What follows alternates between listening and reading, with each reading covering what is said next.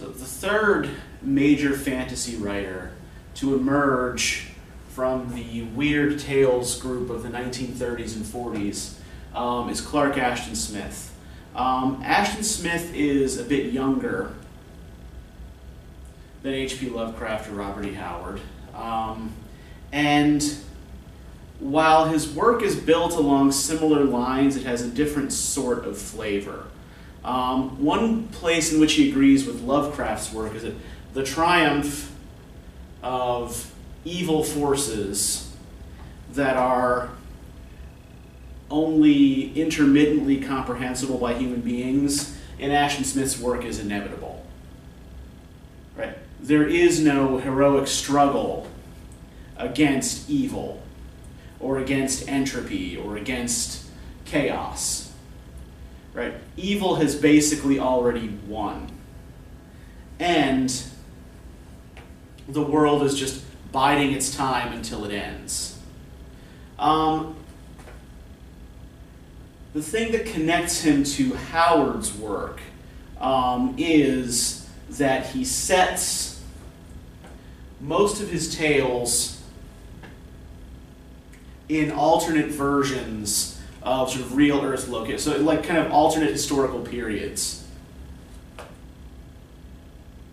Everything he wrote, for the most part, is set on Earth, but in some period that is either so remote, so far back in the past that no one remembers it, or is so far in the future that we can't envision it yet. So, a little bit about Ashton Smith. This is Clark Ashton Smith as a young man. So, L. Sprague de Camp, who in the 1960s and 70s was probably the great popularizer of these early fantasists, referred to Ashton Smith as one of his three musketeers of weird fiction, the other two being, of course, H.P. Lovecraft and Robert E. Howard. Now, Ashton Smith started his career as a writer as a decadent symbolist poet. And so he started publishing poetry, some samples of which you'll see in the textbook that I assigned for you, as a teenager in the 1920s. Now, he lived on the outskirts of a town called Auburn, California, in a cabin with his parents, with no electricity and no running water. He lived in that house for most of his adult life. So to be taken up, as he was, by a group of San Francisco-based bohemian writers that included figures like Ambrose Bierce, who we talked a little bit about when we discussed Robert W. Chambers, and the poet George Sterling, whose reputation has faded in the present, but who in the 1920s was a pretty big deal. That was kind of huge for a shy, self-educated teenager from the middle of nowhere. And I think I may have mentioned this last time, but sort of maybe bears repeating. It's interesting to think of these three great weird tales writers as forming a triangle, right? You had Lovecraft in Providence, Rhode Island,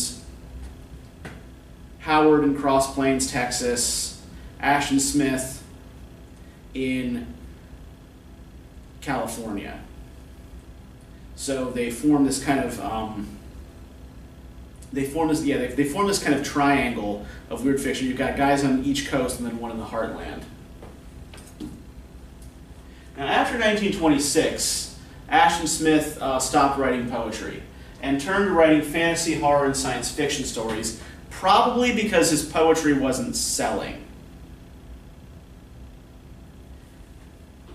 He turned to genre fiction pretty much solely for the purpose of making money. Right? It was easier to sell stories to magazines than to sell poems anywhere. And he published stories in magazines like Weird Tales, Wonder Tales, and Strange Tales, right? All of which were part of that pulp universe that we've talked about over the last couple of periods. But once both of his parents died had died by 1941, he wrote very little fiction. and turned instead to painting and sculpture. Essentially, once the financial necessity of supporting his parents was no longer reality, he seems to have pretty much stopped writing. Now, the style in which he writes most of his fiction is often called the conte cruel, which is French for cruel tale.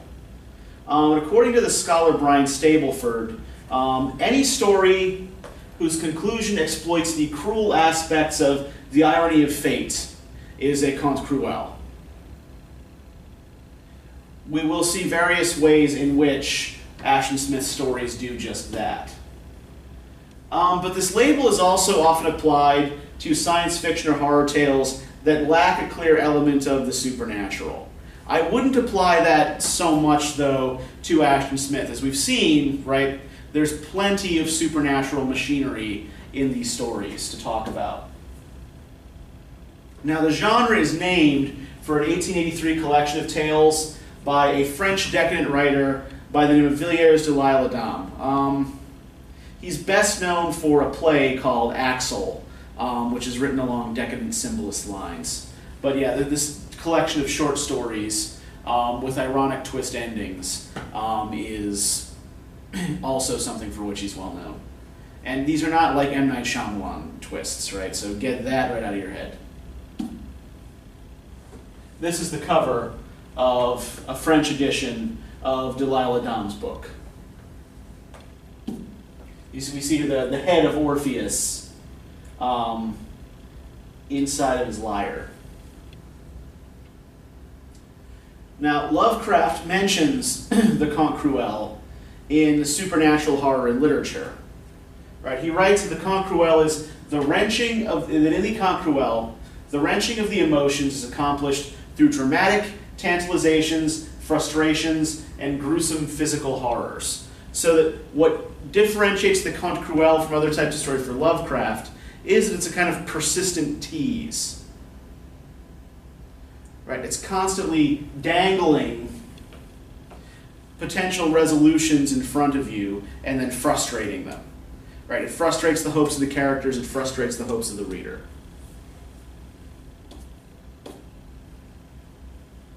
Now, we talked a little bit about how Smith tends to set most of his works in alternate periods of Earth's history. So let's talk a little bit about some of those.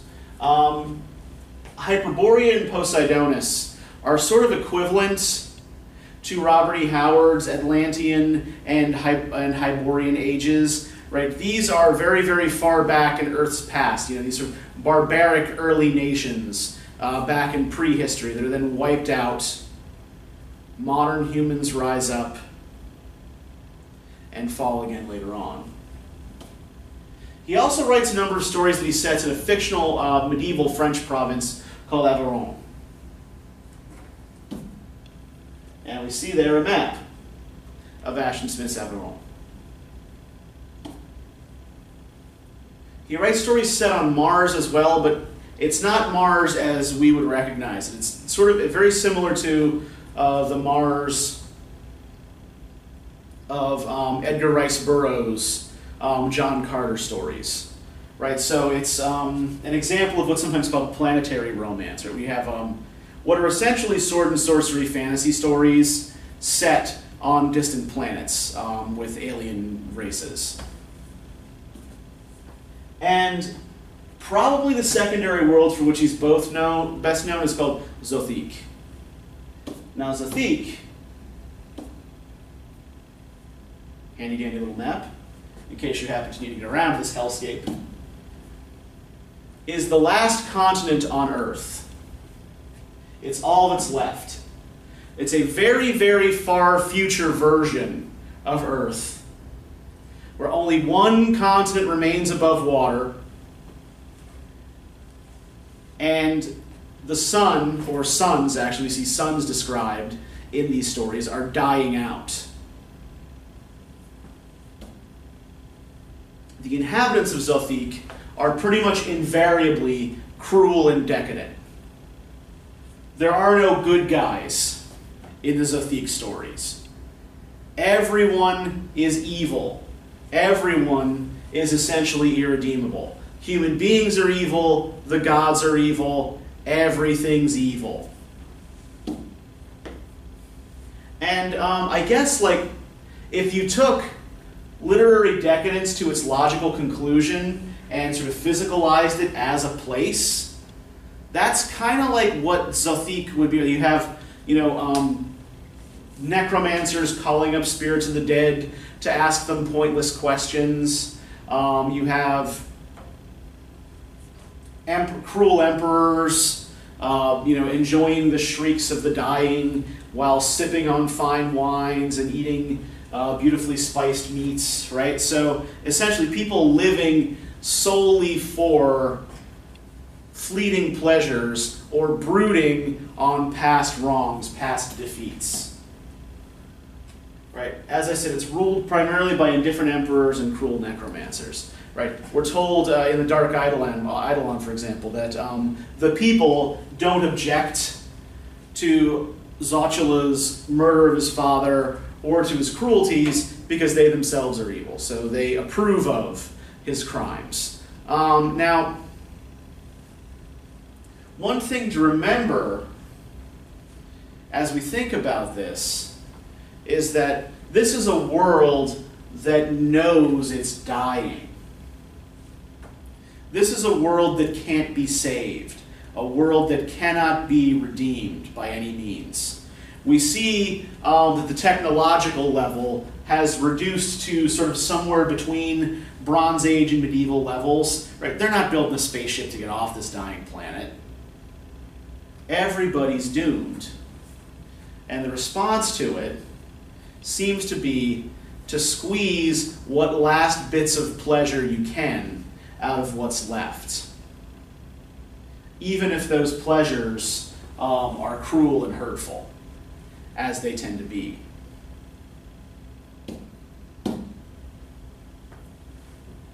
So we see in these stories generally a fascination with human evil. Baudelaire is a huge influence on Ashton Smith, and Smith was largely self-educated, but he taught himself good enough French to be able to produce reasonable translations of Baudelaire's Flowers of Evil. So he'd read Baudelaire in the original, he translated Baudelaire, he knew Baudelaire's work very well. Now we can see how he imagines, at certain points in various stories, evil as a kind of externalized force. If we look at the example of the devotee of evil, right? Jean Averroed, this Creole mad scientist who shows up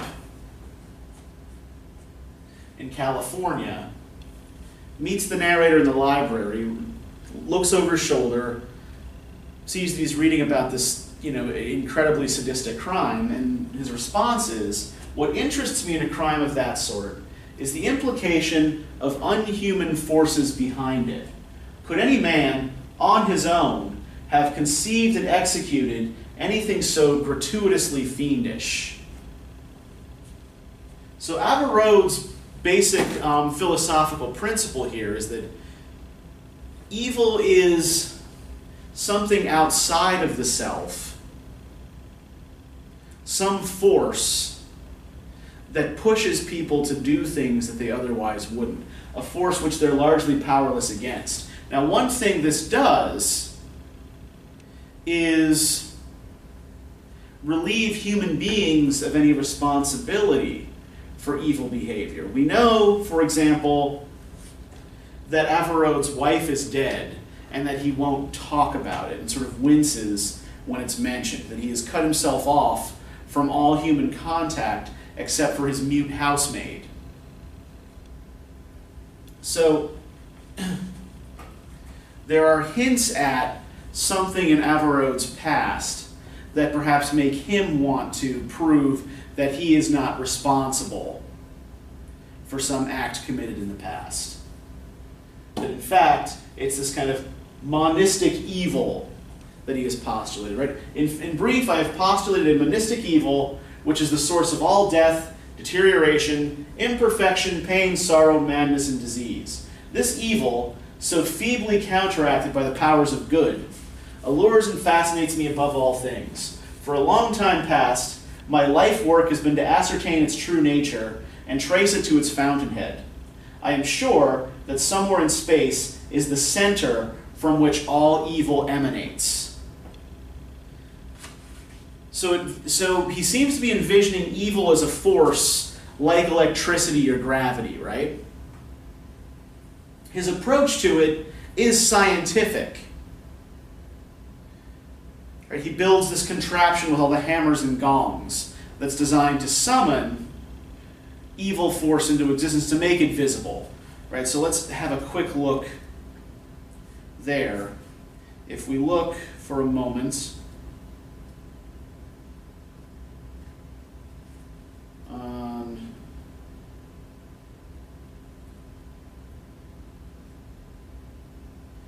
page, I should have marked this.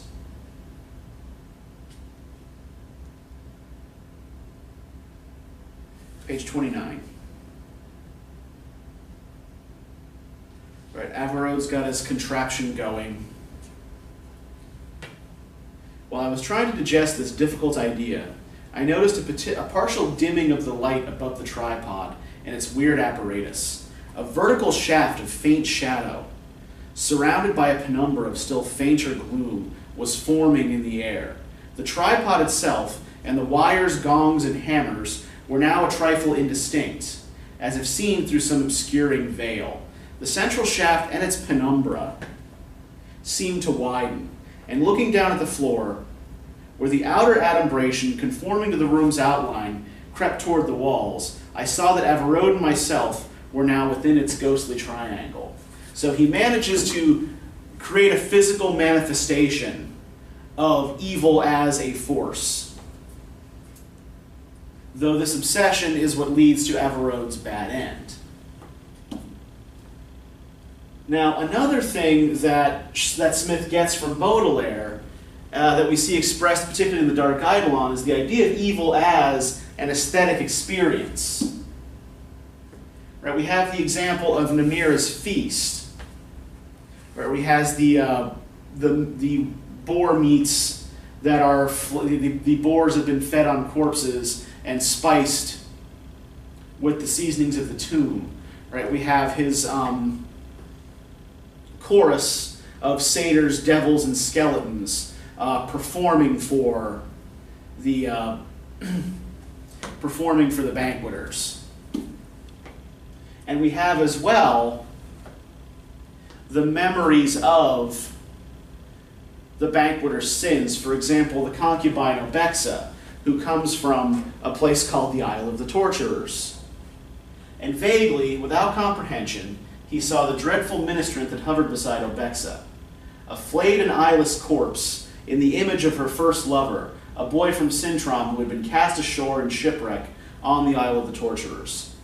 There Obexa had found him, lying beyond the ebbing wave, and reviving the boy, she had hidden him a while in a secret cave for her own pleasure. Later, wearying, she had betrayed him to the torturers, and had taken a new delight in the various pangs and ordeals inflicted upon him before death by that cruel, pernicious people. So Obexa has taken two different kinds of evil aesthetic pleasure from this player. The first is the pleasure of subverting the rules. She's hidden a fugitive and used him for her own, presumably sexual pleasure. Then, once she's bored with this, she gives him over to the others. She gives him over to the law, such as it exists on her island, and takes sadistic pleasure in the tortures inflicted upon him. Right? This is the kind of world that Smith depicts in the Zothique stories. Right? And Obexa is not even an especially bad person in the Zothique stories. Now, you may be wondering as well what the significance is of all these necromancers, right? Why are there so many necromancers in this tale, right? Well, what's a necromancer? Right? A necromancer is a sorcerer who raises the spirits or bodies of the dead, right? Whether to ask questions of the spirits or to command undead armies or what have you, right? Now, one thing that we notice about necromancers in Smith's work is that they are often fixated on some past wrong or some past regret. There's another story I didn't ask you to read called The Last Incantation, in which an incredibly powerful necromancer learns a spell that allows him to call up the spirit of his lost childhood love.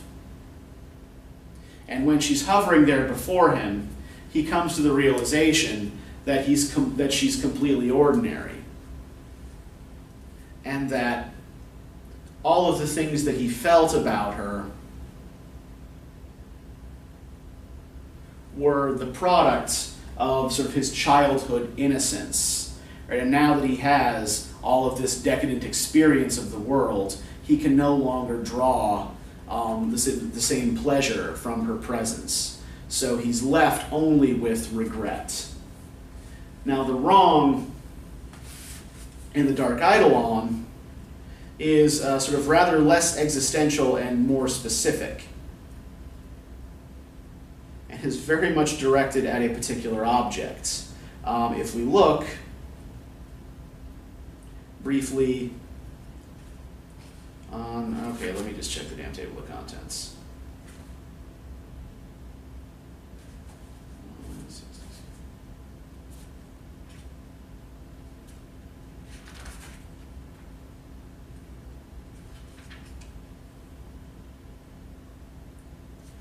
If we look on page 168,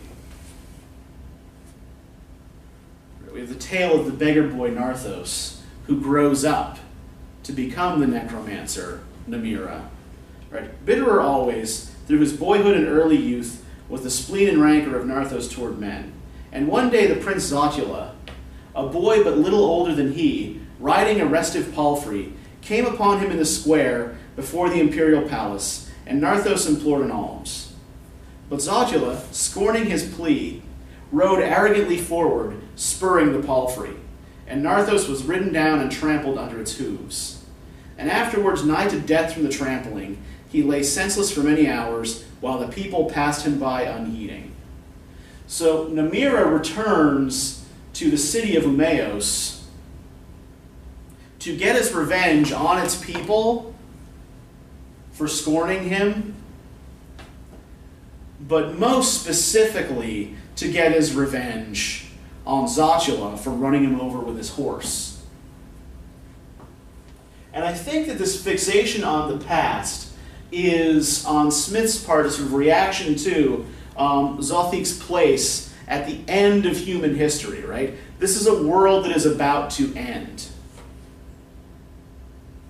And so the two possible responses to this are live it up in the present, as Zothique does, or dwell on the past, as Namira does, because there is no future.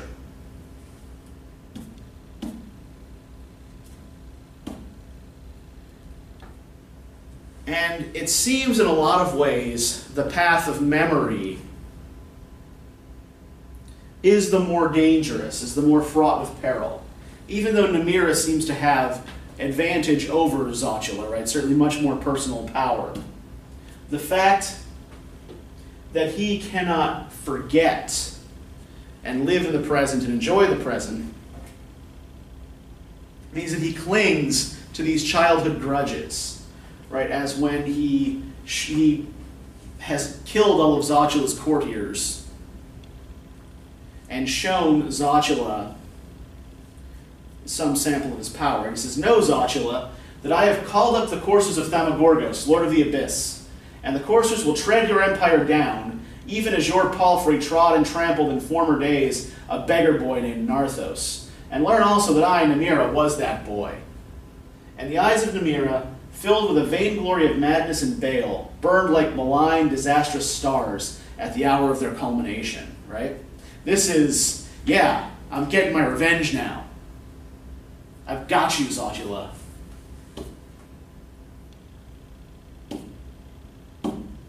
To Zotula, wholly mazed with the horror and tumult, the necromancer's words were no more shrill, were shrieked overtones of the tempest of doom. No more than shrill, shrieked overtones of the tempest of doom. And he understood them not. Right? Zotula has no idea what Namira is talking about. This is a guy who has done so many horrible, thoughtless, cruel things in his life of nonstop partying, that this one little incident doesn't stand out to him. He doesn't remember trampling a beggar boy under his horse. Hell, he spurned hundreds of beggars. Probably trampled hundreds of beggars. Most of those beggars did not grow up to become powerful necromancers. But because Zotula has no memory of the deed that Namira is so keen on avenging, this takes the edge off of Namira's vengeance, right? I don't know how many of you are familiar with the Edgar Allan Poe story, The Cask of Amontillado, right? But in the first paragraph of the story, the narrator, Montresor, discourses on the nature of revenge and how revenge is incomplete if you are unable to make yourself felt to the person on whom you're getting revenge, right? You have to be able to make that person know that it was you who brought about their downfall and what it was they did to earn it. Zotula has no memory of Narthos, no memory of running him over with his horse. Now, it may also be worth thinking about here the way the prerogatives of the gods are described, right? Namira has made a pact with this powerful demonic entity called Poseidon that he speaks to through an idol, right? The dark eidolon of the title. And Poseidon, who is the source of most of Namira's power, has decided that this vengeance plot is perhaps not actually a great idea. Right? I will not aid you in this revenge you have planned, he says to Namira. For Emperor Zotula has done me no wrong, and has served me well, though unwittingly. And the people of Xylac, by reason of their turpitudes, are not the least of my terrestrial worshippers. Therefore, Namira, it were well for you to live in peace with Zotula, and well to forget this olden wrong. So, as opposed to the completely indifferent gods or elder beings of Lovecraft and Howard, who by and large don't get in the way of human beings, here we have a very, very active deity stepping in essence to negotiate between different kinds of evil. Zotula's evil born out of an excessive love of pleasure and luxury. Namira's evil born out of a desire for revenge, an ancient grudge. Poseidon is perfectly content to let both types of evil fester, because both increase his kingdom, right? Both increase his power. He benefits from both. And indeed, what happens to Namira's potential for evil, if the very reason for it, the very origin of it, is stamped out as he would like it to be. So here we see an activist god intervening to try to maintain a status quo of evil, right? A balance of evil forces. So this, at least, is rather different from the imaginary universes of Lovecraft, which are peopled by powerful beings from space that are incomprehensible to human beings and frankly don't much care about our existence. And Howard, whose barbarian hero is essentially ignored by his gods. His people are ignored by their gods. Right, so for next time, we're going to be sort of sticking in the dark fantasy vein here, but we're going to be looking at a sort of distinctly contemporary version of dark fantasy, right, in a contemporary setting. Although I guess the extent to which the idyllic American small town still exists is debatable. But here's what I want you to think about as you read Bradbury's Something Wicked This Way Comes. Right, first, right, we have two protagonists in the novel, right, Will Halloway and Jim Nightshade, and I want you to think about the ways they complement one another. Right, why these two boys? Secondly, think about the discourse of youth and aging forwards and backwards in the novel, and how this miracle of artificial aging is accomplished. The maze of mirrors in the carnival is also sort of has a very sort of powerful symbolic resonance. So what happens to characters who step into the maze of mirrors, and what danger does this seem to represent? And finally, what do Cougar and Dark, the men who run the carnival, want with Jim and Will? And why does Dark chase them so insistently through town? All right, so that'll do it for Clark Ashton Smith. Onward to Ray Bradbury.